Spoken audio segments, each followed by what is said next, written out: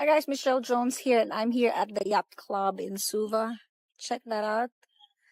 And I thought I'd invite you as I talk to a good friend of mine here, Cyril. He's one of the spouses here in Suva, and I'd like to share with you what life is like for a male trailing spouse. So I hope you enjoy this episode. Grab your cup of coffee and join me. Okay, let's go. Welcome to my YouTube channel, Michelle T. Jones. Welcome everyone to another episode of Cuppa with Michelle, make sure you've got your cup of coffee, cup of tea, or even wine. You know what? It's okay. Okay. No, I'm having my evening coffee. And your morning. I'm going to talk about this as an alternative for the management of injuries and pain. And we went London and then with the Caribbean and with the This is mint. This is peppermint. Wonderful online business. Okay, let's go. Hi guys, so this is Cyril, amazing trailing spouse here, and I've got a few questions for you, Cyril. Usually, when you go online and you check out trailing spouses, it's women. But we do have a lot of male trailing spouses here. And tell us what your story is. Why have you agreed to the whole trailing spouse lifestyle? I have my own business and I can work from anywhere. And my wife, whom I'm following, is a diplomat, and she obviously has the posting, and she's the one that has to work in an office, I would say. Well, I can work from home on my computer from anywhere. Or from here. Cyril's got one of the boats here, which you'll see, somewhere there in the background. But there are a lot of challenges when you decide to actually embark in this lifestyle. In this posting here in Fiji, where everyone out there says, oh, it's amazing to live in Fiji. I mean, everyone can see the beauty of it, but what are your top two challenge of being in a posting in Fiji? Well, first of all, here in Suva, we don't have this weather all the time. It's 80% rain and 20% this. This said, it's very pleasant to live here. So what would be the challenges? I'd say the main challenges is the time that you basically might be wasting to do very simple tasks and small things that actually take a bit longer here. They work really well, things here, but it takes more time than if you were probably doing them somewhere like Australia or in America or Europe. That's the first challenge. The second challenge is in the running of the family. The organization, for example, for the school for us, has a very different timetable. So we are working on a daily basis on a very different schedule. So we have activities that run at different times than others. But also when it comes to holidays or things like this, we are not synced with other. So organizing things like this. Daily challenges, I don't think there are many in the sense that some of us expect, but we can have some help at home. Right. So that actually takes away a lot of the pressure. The challenges, I think, arise from there, which is to manage that little group of people who work for you. It becomes almost like a little business. You run your business, you run your family business, and then you have the kids to run. We've gone through some of the challenges. What are the exciting things about being here? But there are a few, but maybe your top two again. For me, the very exciting things are when we can organize and do things all together with the family, which because we're here on a position for my wife, priority is to work. It's not necessarily for fun and all the time for her. So we're not on holiday in Fiji. We are working. She's working. So the perks and what makes us really happy is when we have visitors and friends who can come and visit us, and we can actually do things with them, go to other islands and enjoy the beauty of Fiji. Other things is when we can enjoy our boat, and this is one of the conditions for us. It's to be able to have a toy that we can go and enjoy in the ocean, because that actually makes your life quite different. Here in Fiji, what are the top three activities that you would recommend others who are visiting or probably doing their posting as well? What are those three activities that they should do if they had kids? I'd say it's a great opportunity here to have your children try diving. There are some very good diving courses for 10 years old plus.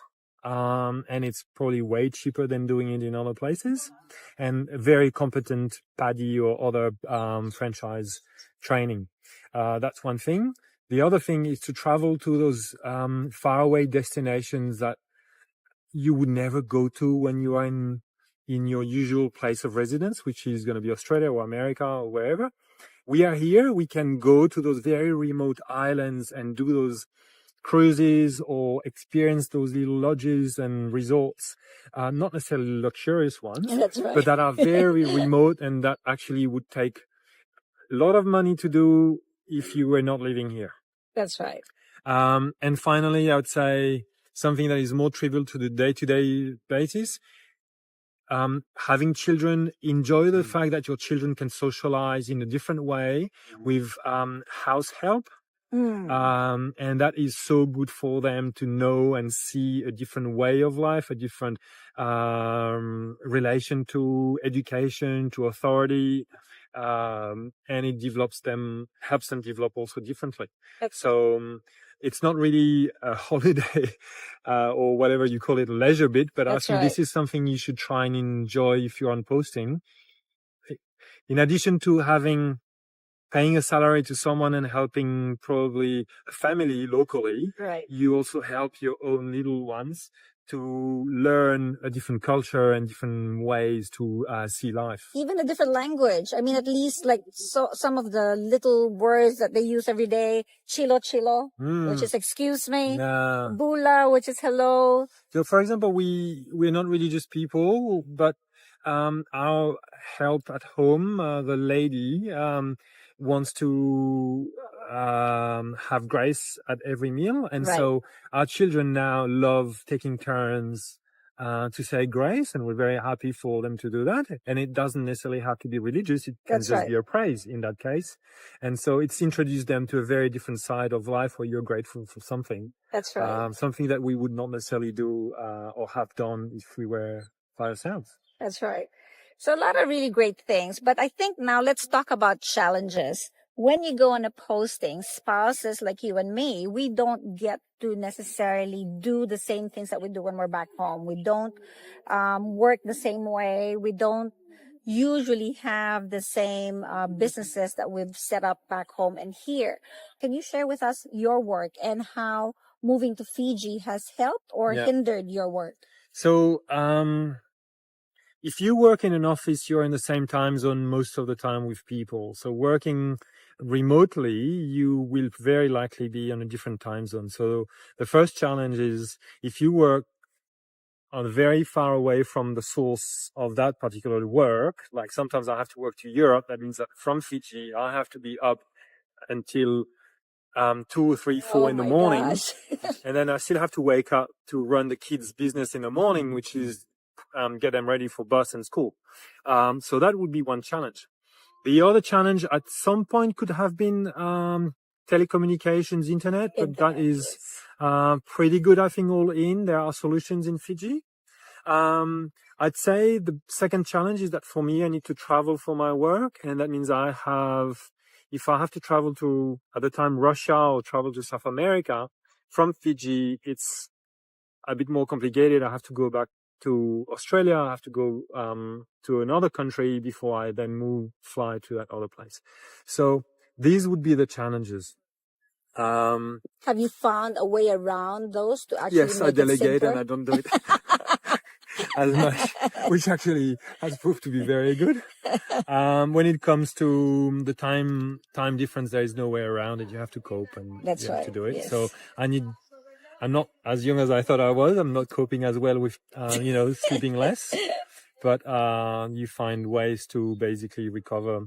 I think that one challenge that we don't often speak, but that can become a strength, and that's not necessarily about work, but it could be that, yes, it is a bit, is that when you're not physically in the same place as your co-workers or your clients, not seeing them on a regular basis, face to face, or having just a little coffee might make a difference.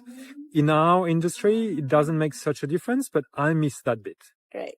Now, on a personal basis, I think that one of the challenges is to be away from family. I'm European originally, and it's a 28-hour trip at least, if not 40-hour trip to go and see family. It's quite costly. So we don't do it as often.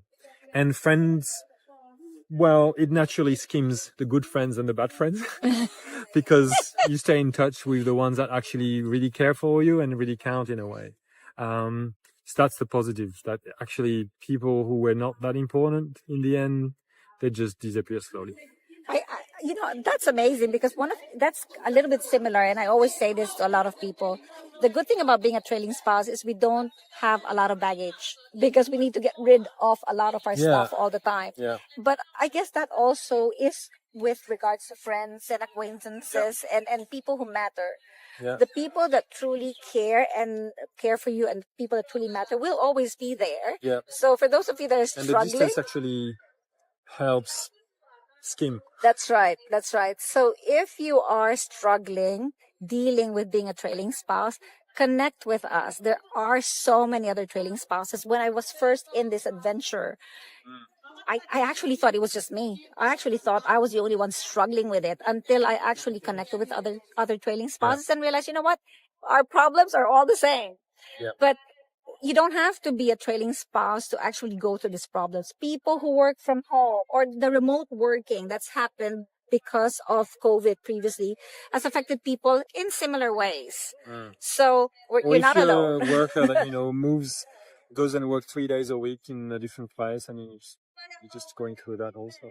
Yes, But exactly. I think that for me, the trailing spouse life, which I've signed for, or up for, or I don't have to say That's that. right. I knew that was something that was going to happen, and I'm happy it's happening. It does have its challenges, as we said. Turning the challenges into strength, I think that it's actually made our life leaner and cleaner in a way because we are surrounded with people that count, and we do things that we feel are important to us rather than constantly polluted by the unnecessary stuff that we might have if we were at home. Another question.